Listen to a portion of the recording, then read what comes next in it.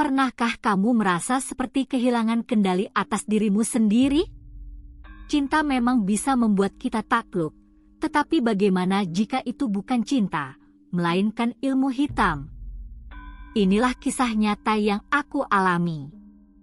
Selamat datang di channel ini, teman-teman. Terima kasih sudah bergabung dengan kami di cerita misteri yang kali ini pastinya akan membuat kalian terpaku. Jika kalian suka dengan cerita horor, misteri, dan hal-hal yang penuh ketegangan, pastikan untuk klik tombol subscribe dan aktifkan notifikasi agar kalian tidak ketinggalan kisah-kisah menegangkan lainnya. Kita akan membawa kalian ke dalam dunia yang penuh dengan misteri dan kejadian yang tak bisa dijelaskan oleh logika. Jadi, jangan sampai ketinggalan. Hari itu, desa kecilku di Jawa Timur tiba-tiba menjadi lebih ramai dari biasanya. Semua orang tampak bersemangat, berkumpul untuk merayakan sebuah acara besar, pernikahan Baksari, tetangga sekaligus teman masa kecilku. Aku yang biasanya hanya sibuk dengan rutinitas harian, membantu ibu di dapur, mengurus rumah, dan bekerja di ladang, merasa acara ini adalah kesempatan langka untuk bersosialisasi dan melupakan sejenak kesibukan sehari-hari. Bahkan, rasanya aku tidak ingin melewatkan momen tersebut, karena selain bisa bertemu dengan teman-teman lama, pernikahan Baksari adalah salah satu acara besar di desa yang jarang terjadi. Maka, aku memutuskan untuk mengenakan kebaya sederhana dengan jilbab warna pastel yang kuanggap cukup cocok untuk acara seperti ini. Ketika aku tiba di lokasi acara, suasana langsung terasa lebih hidup dengan banyaknya tamu undangan yang datang dari berbagai tempat. Mereka bercengkrama, tertawa, dan berbagi kebahagiaan. Namun, di tengah keramaian itu, ada satu sosok yang menarik perhatianku. Seorang pria asing yang jelas bukan penduduk desa, mengenakan pakaian tradisional India yang mencolok, berbeda dengan tamu lainnya yang mayoritas mengenakan pakaian adat Jawa atau baju formal. Rambutnya hitam pekat, kulitnya gelap, dan matanya yang tajam seperti menyiratkan sesuatu yang misterius. Keberadaannya langsung mencuri perhatian orang-orang sekitar yang tampaknya berbisik-bisik mencoba menebak siapa dia. Sebagian besar menduga ia adalah tamu dari luar daerah, mungkin teman bisnis atau kenalan keluarga mempelai. "Apa kamu tahu siapa itu?" tanyaku pada seorang teman yang berdiri di dekatku. Temanku yang sudah lebih dulu datang di acara itu melirik pria tersebut lalu menjawab, "Namanya Raffi. Dia teman bisnis mempelai pria. Katanya dia dari India." Aku mengangguk mendengar penjelasan itu, namun tidak terlalu memedulikannya lebih lanjut. Aku lebih tertarik pada pernikahan itu sendiri dan semua keramaian yang ada. Tetapi, sesuatu yang tak terduga terjadi ketika tatapan mata Raffi bertemu dengan mataku. Ada semacam getaran aneh dalam diriku, entah karena ketakutan atau rasa penasaran. Rasa itu begitu kuat hingga aku tidak bisa mengabaikannya begitu saja. Kami hanya saling menatap untuk beberapa detik, tetapi entah mengapa aku merasa ada yang berbeda, ada yang aneh di antara kami. Beberapa menit kemudian, ia mendekat. "Kamu Siti Munaroh, ya?" tanyanya dengan senyum yang sangat memikat. Aku merasa sedikit canggung mendengar pertanyaannya, namun tetap menjawab dengan anggukan. "Iya, saya Siti Munaroh." Ia tersenyum lebih lebar dan mengatakan, "Aku merasa sangat beruntung bisa bertemu denganmu." Kalimat itu terdengar sangat ramah dan menyenangkan, tetapi entah mengapa aku merasakan sedikit kegelisahan dalam diriku. Ada sesuatu dalam sikap dan tatapannya yang membuatku merasa tidak nyaman meskipun ia berbicara dengan nada yang sopan dan santai. Tapi aku mengabaikan perasaan tersebut, berpikir mungkin ini hanya perasaan anehku saja, dan melanjutkan obrolan tersebut dengan santai. Aku menganggapnya sebagai sapaan biasa dari seorang tamu undangan yang ingin berkenalan, namun rasa aneh itu terus mengganggu pikiranku. Beberapa hari setelah pernikahan, aku merasa sangat terkejut ketika Raffi tiba-tiba muncul di warung tempatku biasa membeli kebutuhan sehari-hari. Aku sedang memilih beberapa bahan makanan ketika tiba-tiba mendengar suara dari belakang. "Siti, kita bertemu lagi," ucapnya dengan senyum lebar. Aku menoleh dan melihat bahwa itu adalah Raffi. Aku merasa sedikit terkejut, tetapi berusaha tetap tenang meskipun hatiku mulai merasa cemas. Mengapa ia bisa tahu aku akan berada di sini? Aku mengira pertemuan di pernikahan itu adalah kebetulan semata, namun ternyata ia datang lagi mencariku. "Lagi beli kebutuhan rumah?" tanyanya ramah. Aku hanya mengangguk dan menjawab seadanya. Bagaimanapun, aku merasa ada yang tidak biasa dengan kehadirannya, tetapi mencoba mengabaikan perasaan tersebut karena tidak ingin terlihat aneh di depannya. Setelah pertemuan singkat itu, Raffi mulai muncul di tempat-tempat yang tak terduga. Suatu hari, ia muncul di jalan menuju ladang tempatku bekerja. Kemudian, di pasar saat aku sedang berbelanja, dan beberapa kali juga di depan rumahku saat aku baru saja pulang dari pasar. Setiap kali aku bertemu dengannya, ia selalu menyapaku dengan ramah dan tersenyum lebar. Meskipun ia tampak tidak berniat buruk, ada sesuatu dalam caranya berbicara dan menatap yang semakin membuatku merasa tidak nyaman. Salah satu kalimat yang ia ucapkan suatu hari adalah, "Aku merasa seperti kita sudah saling mengenal lama." Kalimat itu terdengar begitu aneh dan membingungkan. Bagaimana mungkin seseorang yang baru aku kenal, bahkan hanya sekedar di acara pernikahan, bisa merasa seperti itu? Aku merasa bingung dan mulai merasa ada yang salah, tapi aku mencoba mengabaikan perasaan itu. Seiring berjalannya waktu, Raffi semakin sering memberikan perhatian padaku. Ia membawakanku bunga segar, makanan kecil, dan berbagai hadiah lain yang aku rasa agak berlebihan. Pada awalnya, aku merasa tersanjung, merasa dihargai dan dihormati, tetapi lama-kelamaan, perhatian itu terasa semakin berlebihan dan mengganggu. Aku mulai merasa tertekan dengan setiap kehadirannya. Setiap kali ia datang, aku merasa seperti ada sesuatu yang mengekang diriku. Aku tidak bisa menjauh darinya meskipun aku mencoba untuk melakukannya. Sebaliknya, semakin aku berusaha menjauh, semakin kuat perasaan cemas yang aku rasakan. Aku mulai merasa terjebak dalam siklus yang tidak aku pahami. Aku merasa tidak bebas lagi, seolah-olah ada sesuatu yang mengikat diriku pada Raffi. Semakin sering Raffi mendekatiku, semakin aneh perasaanku. Tubuhku mulai sering merasa lemas tanpa alasan yang jelas. Aku merasa tidak berenergi, seolah-olah semangatku hilang begitu saja. Hal-hal yang biasanya aku nikmati, seperti bekerja di ladang atau membantu ibu di rumah, tiba-tiba terasa berat dan menyebalkan. Bahkan pikiranku selalu dipenuhi oleh bayangan Raffi. Entah kenapa, ia selalu muncul dalam pikiranku meskipun aku mencoba sekuat tenaga untuk mengabaikannya. Aku merasa seperti ada sesuatu yang menguasai pikiranku, membuatku terus-menerus memikirkan dia, meskipun aku tidak ingin begitu. Setiap kali aku mencoba untuk mengalihkan perhatian, ia selalu muncul lagi dalam pikiranku, menambah kecemasan yang terus mengganggu. Suatu malam, aku terbangun dari tidur dan merasa sangat bingung. tubuhku lemas dan sakit kepala yang hebat muncul begitu saja. Aku merasa seperti kehilangan kontrol atas tubuhku. Aku kenapa, ya?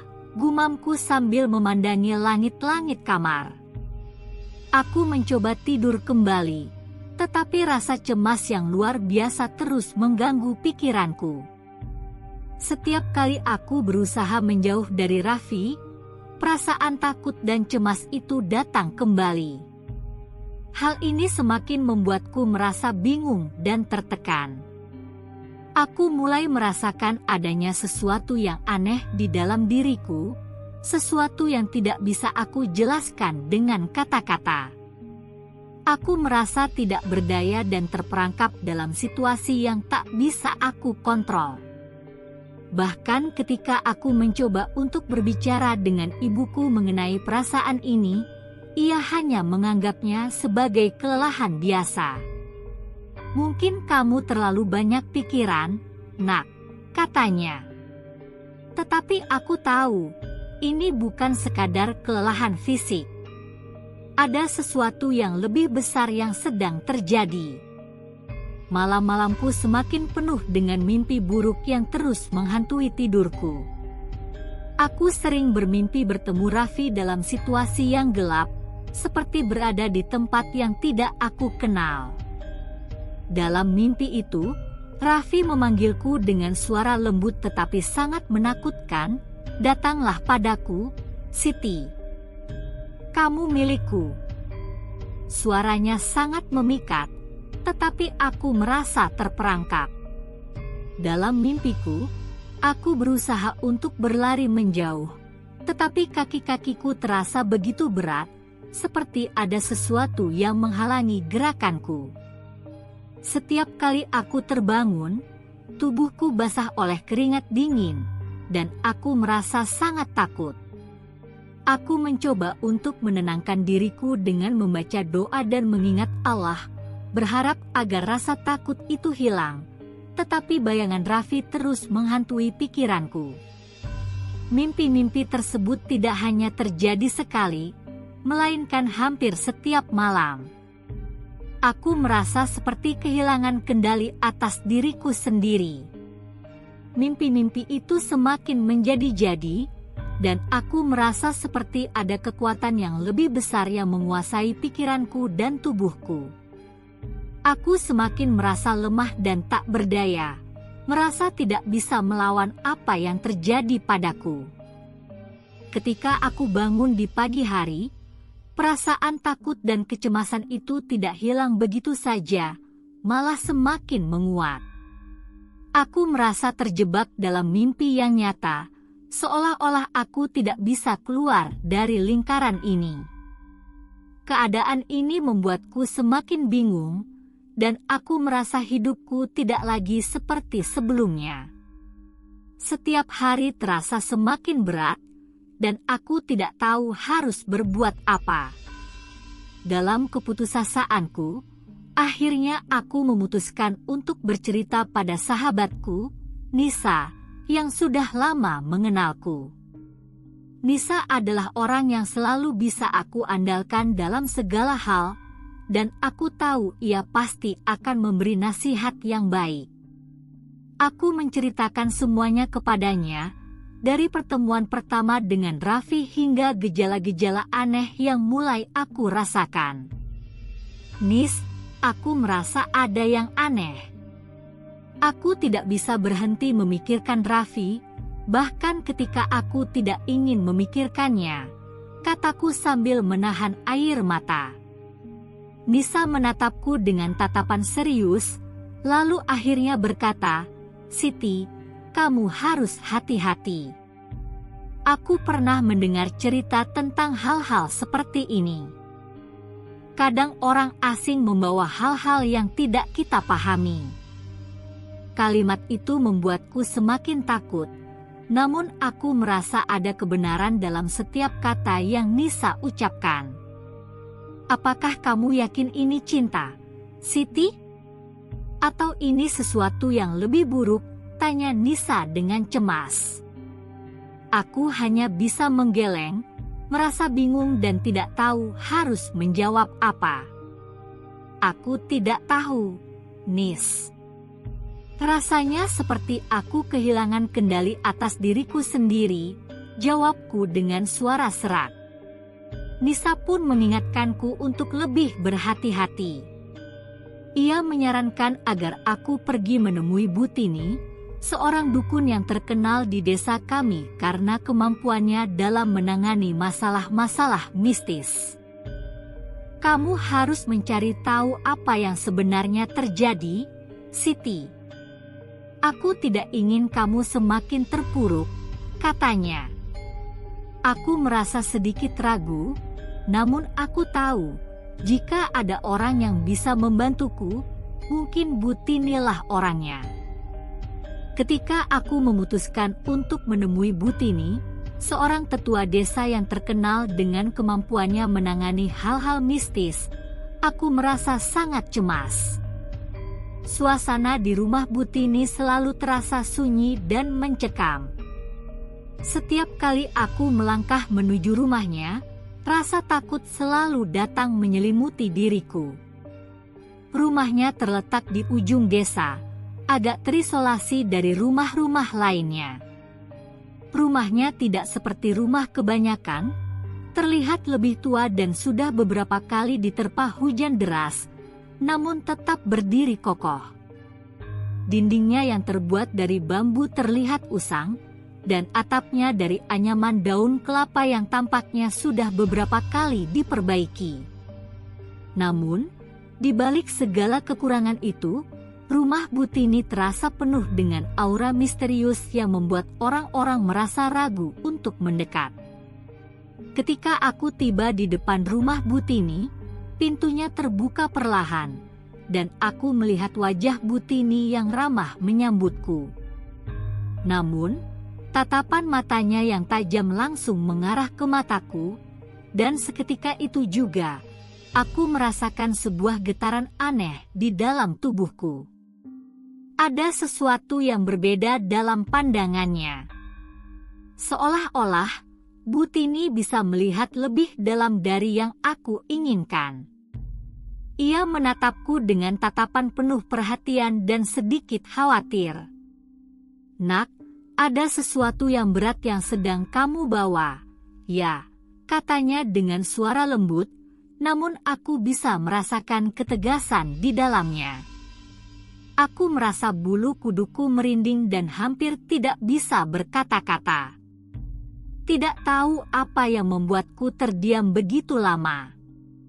Dalam hati, aku bertanya-tanya bagaimana Butini bisa mengetahui hal tersebut sebelum aku sempat mengatakannya. Aku pun mulai menceritakan semua yang terjadi padaku, dari pertemuan pertama dengan Raffi di pernikahan Baksari hingga gejala-gejala aneh yang aku rasakan, seperti tubuh yang lemas, pikiran yang selalu dipenuhi bayangan Raffi, dan mimpi-mimpi buruk yang mengganggu tidurku setiap malam. Semua kejadian itu aku sampaikan dengan hati-hati, meskipun setiap kali aku menceritakannya, aku merasa semakin takut dan cemas. Suasana di rumah Butini terasa semakin mencekam, dan aku bisa mendengar suara angin yang berhembus keras, menambah ketegangan di dalam diriku. Butini mendengarkan dengan seksama tanpa mengatakan apa-apa. Sesekali ia mengangguk, menunjukkan bahwa ia mendengarkan dengan perhatian yang penuh. Setelah aku selesai bercerita, Butini memejamkan mata dan sejenak terdiam, seolah sedang memikirkan sesuatu yang sangat dalam. Beberapa menit kemudian, Butini membuka matanya dan berkata, "Nak, kamu kena pelet." Suaranya penuh keyakinan, dan kata-kata itu seperti sebuah kilat yang menyambar dalam pikiranku. Aku terkejut, tidak tahu harus berkata apa. "Pelet?" tanyaku ragu. Butini mengangguk pelan, menatapku dengan tajam. "Pria itu tidak mencintaimu dengan tulus. Dia menggunakan ilmu hitam untuk mengikatmu," katanya tegas. Aku tidak bisa berkata apa-apa, hanya terdiam mendengarkan penjelasan Butini. Segala sesuatu yang aku rasakan mulai terhubung dengan penjelasannya. Semua gejala yang muncul, seperti tubuh yang lemas, perasaan cemas yang terus-menerus muncul, serta mimpi-mimpi buruk yang menghantuiku, semuanya ternyata adalah tanda-tanda dari ilmu hitam yang digunakan oleh Raffi. Hatiku semakin berat, dan air mata mulai menggenang di mataku. Aku merasa sangat bingung dan tidak tahu harus berbuat apa. Butini melanjutkan penjelasannya, pelet itu bekerja secara perlahan. Itu akan mengikat hatimu, membuatmu tidak bisa berpikir jernih, dan akhirnya, kamu akan merasa terikat padanya tanpa bisa melepaskan diri. Aku mulai merasa takut, karena setiap kata yang diucapkannya terasa seperti kebenaran yang tidak bisa kuhindari. Rasa cemas yang terus muncul, tubuh yang lemas, serta sakit kepala yang tak tertahankan itu adalah tanda-tanda dari pelet. Pelet itu membuatmu tidak bisa melawan. Kamu merasa terikat pada pria itu, bahkan jika kamu ingin menjauh darinya, lanjut Butini. Aku merasa seperti ada yang menahan napasku, dan aku semakin merasa takut. Sebelumnya, aku selalu berpikir bahwa semua ini hanya kebetulan atau sekadar perasaan aneh yang aku alami, namun kini aku menyadari bahwa ini lebih dari itu. Ini adalah sesuatu yang lebih besar dan lebih mengerikan daripada yang pernah kubayangkan. Aku menangis, merasakan beban yang sangat berat di hati. Tolong bantu aku, Bu. Aku ingin hidupku kembali normal, pintaku dengan suara serak. Aku merasa sangat terjebak, seperti terperangkap dalam dunia yang tidak aku mengerti. Butini mengangguk pelan, memberi isyarat bahwa ia akan membantuku. Kamu harus kuat, Nak. Ini tidak akan mudah, tetapi aku akan membantumu, katanya dengan suara yang tegas, namun penuh rasa empati. Aku merasa sedikit terhibur dengan kata-katanya, namun di sisi lain, aku tahu bahwa jalan yang akan kutempuh tidak akan mudah. Pelet yang telah mengikatku begitu kuat, dan aku merasa takut akan apa yang akan terjadi selanjutnya. Setelah Butini menyatakan akan membantuku melepaskan diri dari pengaruh pelet yang mengikatku, aku merasa sedikit lebih tenang, meskipun ketakutan masih menggerogoti diriku. Butini memberitahuku bahwa proses untuk melepaskan pelet itu tidak akan mudah. Ia memintaku untuk mengikuti serangkaian ritual dengan sepenuh hati dan tanpa keraguan, karena jika aku ragu atau takut, itu justru akan mempersulit semuanya. Kamu harus percaya pada dirimu sendiri, Nak. Jangan biarkan rasa takut menguasaimu, kata Butini dengan penuh keyakinan. Aku mengangguk, meskipun di dalam hati, rasa takutku masih sangat besar. Aku merasa tidak siap, namun aku tahu ini adalah satu-satunya cara untuk melepaskan diriku dari cengkraman ilmu hitam itu. Ritual pertama yang harus aku lakukan adalah mandi dengan air kembang 7 rupa di bawah sinar bulan purnama. Butini menyiapkan semua perlengkapannya di sebuah sumur tua yang terletak di pinggir desa, jauh dari keramaian. Malam itu, aku merasa jantungku berdegup kencang. Suasana di sekitar sumur terasa sangat sunyi, hanya terdengar suara angin yang berhembus dan gemerisik daun-daun kering. Pencahayaan hanya mengandalkan cahaya bulan yang temaram. Butini memberikan secari kertas yang berisi doa dalam bahasa Arab yang harus aku baca sebelum memasuki air. Bacalah doa ini dengan khusyuk dan penuh keyakinan, Nak, katanya sambil menebarkan kembang ke dalam air. Aku menatap air yang jernih itu dengan penuh kecemasan, tetapi mencoba untuk tetap tenang. Ketika aku mulai memasukkan tubuhku ke dalam air yang dingin, aku merasa sensasi yang sangat aneh. Airnya terasa dingin sekali, namun ada sensasi panas yang menyengat kulitku. Tubuhku mulai bergetar, dan aku merasa sangat lemas. Tiba-tiba, rasa cemas yang begitu kuat datang kembali, membuatku hampir berhenti. Namun, suara Butini yang tegas terdengar di telingaku. "Tahan, nak. Jangan berhenti." Itu tandanya peletnya mulai melawan, serunya. Aku merasa tubuhku semakin lemah, dan air mataku mulai jatuh tanpa bisa aku tahan. Tetapi aku tahu, aku harus melanjutkan ritual ini. Dengan susah payah, aku terus membaca doa yang diberikan Butini, meskipun suara ketakutanku hampir mengalahkan suara doa yang kuucapkan. Setelah ritual pertama selesai, aku merasa tubuhku menjadi lebih ringan, meskipun lelah dan penuh dengan emosi. Butini memelukku dengan lembut dan berkata, "Ini baru permulaan, Siti. Masih ada beberapa ritual lagi yang harus kita lakukan untuk benar-benar memutus ikatan itu."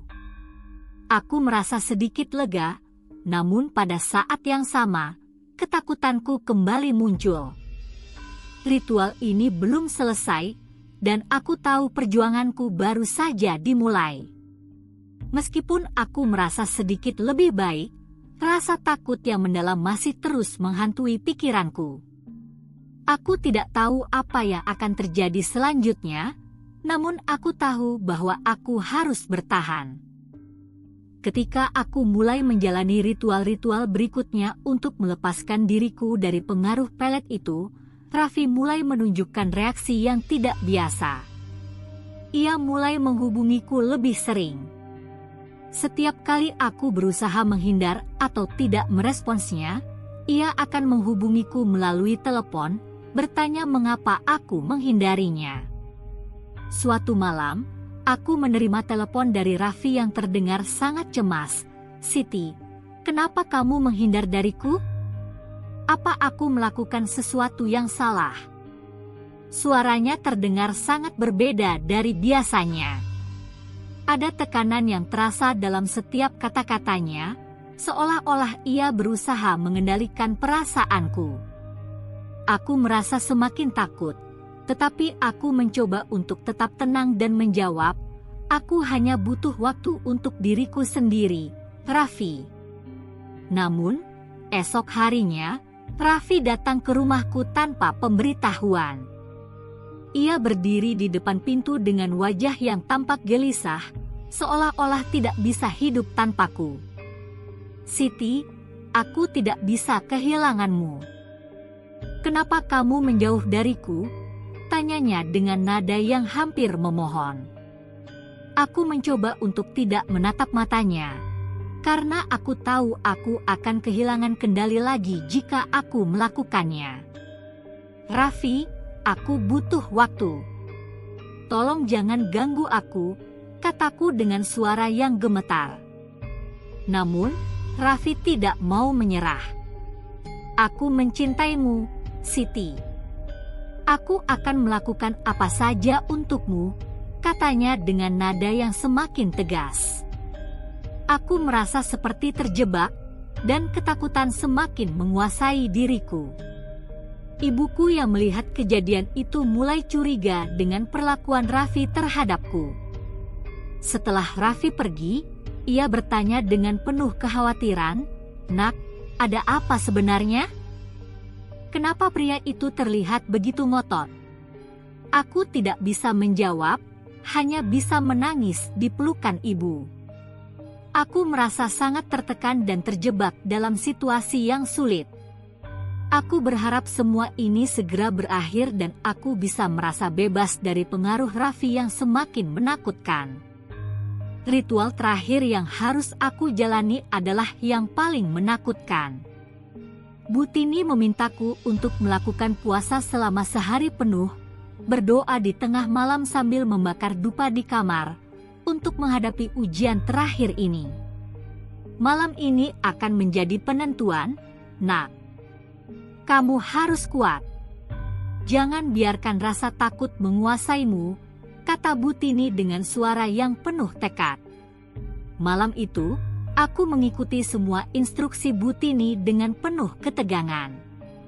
Aku menutup jendela dan pintu kamarku, lalu mulai membaca doa-doa yang telah diberikan Butini. Ketika aku membakar dupa, aku merasakan suasana di kamar berubah menjadi sangat berat. Udara terasa semakin sesak, dan aku merasa seolah ada seseorang yang mengawasi dari dalam kamar. Tiba-tiba, aku mendengar suara Raffi memanggilku dari luar jendela. "Siti, buka pintunya. Aku di sini," katanya dengan suara lembut tetapi mengancam. Aku tidak berani bergerak, hanya tetap berdoa dengan suara gemetar. Suara Raffi terdengar semakin dekat, semakin mengancam. Aku terus membaca doa dengan harapan bahwa suara itu segera hilang. "Jangan berhenti, Nak." Teruskan doanya, suara Butini terngiang di kepalaku, memberiku keberanian untuk melawan rasa takut yang mencekam. Dengan segenap kekuatan, aku menutup telingaku dan tetap berfokus pada doa. Beberapa menit yang terasa seperti berjam-jam, akhirnya suara itu menghilang. Aku menangis terisak-isak, merasa seperti baru saja memenangkan sebuah pertempuran besar dalam hidupku. Pengalaman yang aku alami dengan Raffi dan pelet yang digunakan untuk mengikat diriku membawa pelajaran hidup yang sangat berharga. Sebelum kejadian itu, aku selalu percaya bahwa kehidupan berjalan seperti yang aku rencanakan, dan bahwa cinta adalah sesuatu yang seharusnya datang dengan alami dan tulus. Aku menganggap bahwa setiap orang yang mendekatiku adalah baik, dan aku tidak pernah curiga terhadap niat orang lain, terutama jika mereka menunjukkan perhatian dan kebaikan. Namun, pengalaman pahit ini mengajarkanku bahwa tidak semua yang terlihat baik di luar adalah baik di dalamnya. Terkadang, ada sisi gelap yang tersembunyi di balik sikap manis dan perhatian yang berlebihan. Raffi yang awalnya tampak seperti pria yang ramah dan perhatian, ternyata menyembunyikan niat buruk di balik kebaikannya. Aku belajar untuk lebih berhati-hati terhadap orang yang baru aku kenal, terutama mereka yang datang dengan niat yang tidak jelas. Cinta sejati, seperti yang aku pelajari, bukanlah tentang mengikat atau memaksa seseorang untuk merasa terikat pada orang lain. Cinta sejati harus datang dengan ketulusan, bukan dengan paksaan atau manipulasi. Raffi, dengan pelet yang ia gunakan, mencoba untuk memaksaku untuk mencintainya dengan cara yang salah, tanpa menghargai kebebasan dan pilihan hidupku. Hal ini mengingatkanku bahwa cinta yang memaksa hanya akan merusak hubungan, dan bahwa setiap individu berhak untuk memilih dengan siapa mereka ingin bersama, tanpa adanya pengaruh dari kekuatan luar yang tidak diinginkan. Aku mulai menghargai kebebasan dalam hubungan dan menyadari bahwa cinta sejati tidak boleh mengikat atau menyakiti. Kehidupan setelah melewati pengalaman tersebut terasa sangat berbeda. Aku merasa lebih kuat dan lebih bijaksana dalam menghadapi dunia di sekitarku. Sebelumnya, aku seringkali menganggap bahwa dunia ini penuh dengan kebaikan dan ketulusan, tetapi sekarang aku tahu bahwa tidak semua orang yang datang dengan senyuman adalah orang yang tulus. Aku menjadi lebih waspada dan lebih berhati-hati dalam mempercayai orang lain, karena aku menyadari bahwa ada banyak hal yang tidak kita ketahui tentang orang lain dan niat mereka. Pengalaman ini juga membuatku lebih menghargai diri sendiri dan kehidupan pribadiku. Sebelumnya, aku merasa terjebak dalam kebingunganku dan ketakutanku, tetapi setelah melewati ritual yang panjang dan berat, aku belajar untuk tidak lagi merasa terperangkap dalam hubungan yang merugikan. Aku menyadari bahwa hidup ini adalah tentang kebebasan untuk menjadi diri sendiri dan tidak terikat pada apapun yang menghalangi kebahagiaan dan kedamaian batin. Setelah aku berhasil melepaskan diri dari pengaruh Raffi, aku merasa lebih ringan dan bebas. Aku tidak lagi merasa takut untuk hidup sesuai dengan pilihanku sendiri. Meskipun perjalanan ini sangat berat dan penuh dengan ketakutan, aku merasa bersyukur bisa melewatinya. Aku bersyukur kepada Allah karena telah memberiku kekuatan untuk melawan semua ketakutan dan mengatasi setiap rintangan yang muncul. Aku juga merasa sangat berterima kasih kepada Butini yang telah membantuku melalui proses panjang ini dengan penuh kesabaran dan perhatian. Tanpa bantuan dan bimbingannya, aku tidak tahu apa yang akan terjadi padaku. Butini bukan hanya seorang dukun yang membantu mengatasi hal mistis, tetapi dia juga seorang guru kehidupan yang memberiku banyak pelajaran berharga tentang kekuatan, kebijaksanaan, dan keberanian. Selain itu, aku juga belajar untuk lebih mendekatkan diri kepada Allah.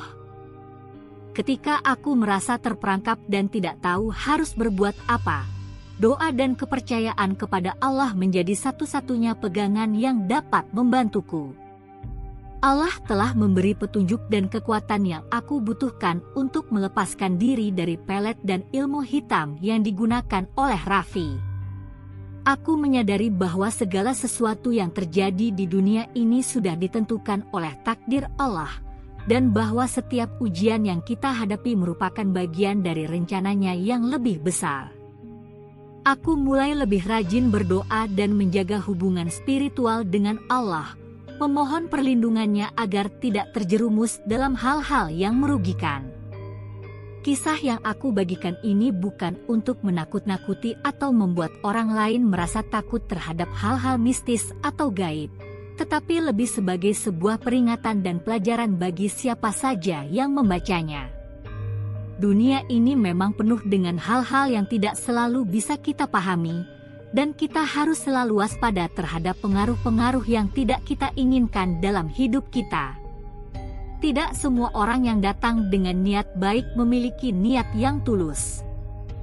Kadang-kadang, ada pihak-pihak yang menggunakan ilmu hitam atau cara-cara lain untuk mengendalikan orang lain demi kepentingan mereka sendiri. Namun, kita sebagai manusia harus selalu menjaga kewaspadaan dan hati-hati dalam setiap langkah yang kita ambil. Pengalaman hidup yang aku alami ini mengingatkanku bahwa kita harus selalu berpikir jernih dan tidak mudah tergoda oleh perhatian atau kata-kata manis dari orang lain. Pesan yang ingin aku sampaikan adalah agar kita semua lebih berhati-hati dalam memilih orang yang kita percayai dan dalam menjalani hubungan dengan orang lain. Jangan sampai kita terjebak dalam hubungan yang merugikan atau berbahaya bagi diri kita. Cinta sejati bukanlah tentang mengikat atau memaksa, tetapi tentang kebebasan untuk memilih dan mencintai dengan tulus. Jika ada orang yang berusaha memanipulasi atau mengendalikan perasaan kita, itu bukanlah cinta, melainkan sebuah bentuk pengaruh yang tidak sehat. Kita berhak untuk memilih siapa yang layak berada dalam hidup kita, dan kita berhak untuk melindungi diri kita dari hal-hal yang tidak baik.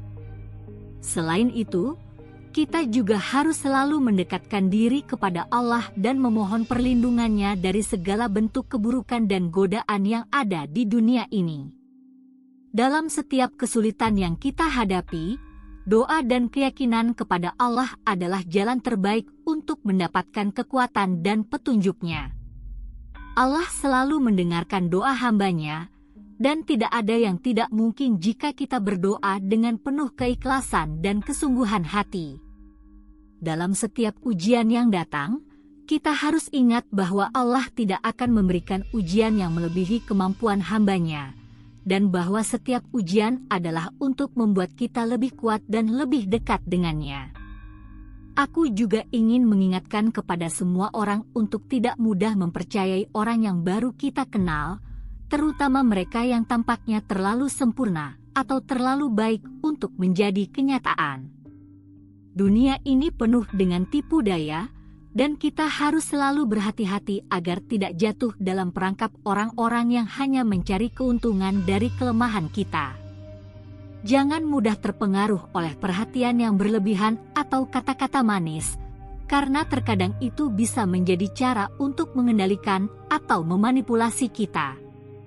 Kita harus belajar untuk mengenali tanda-tanda yang mencurigakan dan segera mengambil tindakan untuk melindungi diri kita. Terakhir, aku ingin mengingatkan agar kita selalu menjaga keseimbangan dalam hidup. Jangan sampai kita terjebak dalam hal-hal yang mengganggu kedamaian batin kita atau yang merusak hubungan kita dengan orang lain. Kita harus menjaga diri kita dengan baik, baik secara fisik, mental, maupun spiritual. Kita harus selalu berusaha untuk hidup dengan bijaksana dan penuh kasih sayang terhadap diri kita sendiri serta orang-orang di sekitar kita. Semoga pengalaman hidup yang aku bagikan ini dapat menjadi pelajaran bagi siapa saja yang membacanya, agar mereka bisa lebih berhati-hati dan lebih bijaksana dalam menjalani hidup. Setelah berbulan-bulan melalui proses berat ini, aku merasa hidupku kembali seperti semula. Raffi, yang dulu mengisi pikiranku setiap saat, akhirnya menghilang begitu saja dari hidupku. Ia tidak lagi datang atau menghubungiku. Kehidupan yang dulu terasa penuh dengan ketegangan dan kecemasan kini terasa lebih ringan. Aku kembali menjalani rutinitasku dengan lebih tenang dan damai. Aku merasa lebih bebas, dan tubuhku yang dulu sering lemas kini kembali penuh energi. Perasaan cemas dan takut yang dulu sering datang kini tidak lagi menghantuiku. Aku kembali merasa seperti diriku yang dulu, Siti Munaroh yang kuat dan mandiri. Aku kembali bekerja di ladang, membantu ibu di rumah, dan berinteraksi dengan teman-teman di desa.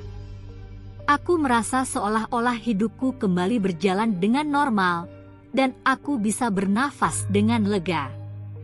Walaupun begitu, aku tidak bisa melupakan pengalaman yang telah aku alami. Pengalaman itu mengubah cara pandangku terhadap hidup, dan aku tidak akan pernah melupakan betapa berharganya kebebasan yang aku miliki sekarang. Aku menyadari bahwa hidup ini penuh dengan ujian dan tantangan, tetapi yang terpenting adalah bagaimana kita menghadapi setiap ujian itu dengan kepala tegak dan hati yang penuh keyakinan. Aku juga mulai lebih menghargai diriku sendiri dan keputusan-keputusan yang aku buat dalam hidup. Sebelumnya, aku selalu merasa takut dan bingung dalam menghadapi keputusan besar dalam hidup, tetapi sekarang aku tahu bahwa setiap langkah yang aku ambil harus didasari oleh keyakinan dan keberanian. Aku belajar untuk mendengarkan hatiku, bukan hanya orang lain, dan untuk mempercayai diri sendiri. Dalam setiap hubungan yang aku jalani, aku tahu bahwa aku harus menjaga kebebasan dan martabatku, dan bahwa cinta sejati hanya akan datang jika kita tidak terikat oleh hal-hal yang tidak sehat atau merugikan. Dan begitulah kisah yang aku alami.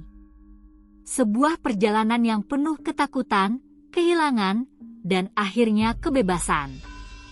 Tapi, apakah benar semuanya sudah berakhir? Mungkin kalian berpikir bahwa aku telah terbebas dari pengaruh Raffi dan peletnya. Namun, dunia ini tidak selalu sesederhana itu.